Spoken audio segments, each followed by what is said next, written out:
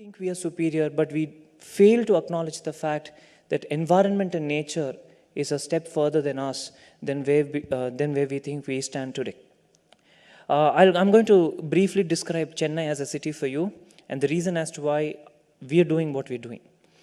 Imagine, I'm going to take you on a trip now. Imagine there is this small hillock, the St. Thomas Mount, and then there's the Tirusulam Hills. Then it runs all the way to Tambaram. Then it comes to Vandalur. Then it comes right behind your college, close to Chemanjeri, and it forms a huge S. And within the S is a cavity. And in this cavity are freshwater bodies. And beyond the cavity is a large marshland which separates the oceans, the land, and the fresh water. And beyond the marsh is the beautiful ocean where you have dolphins, sharks, sea turtles, and a lot more. And all this in Chennai, very much, yes. And then we have tiny pockets of forests where the Nanmangalam forest, the Gindi forest, the Tambaram forest, the Perumbakam landscape forest, and a lot more. And this city was home to so many different kinds of birds. You name them, we had them. We still continue to have few of those left. The painted storks, the pelicans, they're all there.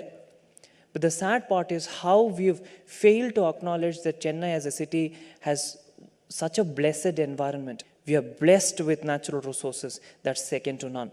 We need to take pride in the fact that we're born in this country in such an environment where there's so much to be offered to every single one of us.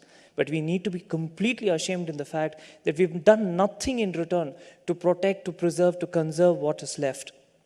Because, ladies and gentlemen, as a student, I was always used as an audience who was there to clap for session after session when people came did presentations. But I was never given an opportunity to air my opinion or work with someone on a real-time result-oriented project. That is exactly how Environmentalist Foundation of India was born. Most of you are eligible voters. I'm sure more than 90% of the crowd. So as eligible voters, as youngsters, as citizens of this city, you and I have failed to demand for a cleaner, greener environment. And our idea about conservation is so limited. Our idea about conservation is very, very basic. We need to grow beyond all that. If you and I need to walk the face of this planet for years to come, we need to conserve. I forgot to tell you this, I'm so sorry. Please do not clap. Because that's again, psychologically speaking, we are so tuned. We're so tuned to react immediately, but we forget the long-term goal. I would take from this hall your hands for volunteering more than these applauses. If India needs to grow, if India's environment needs to be sustainable, all of us need to participate.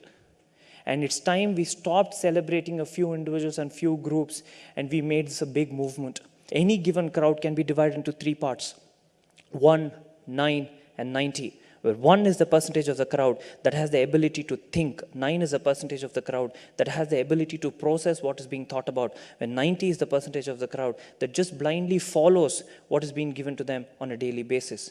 You decide if you're going to be that 1, 9, or 90.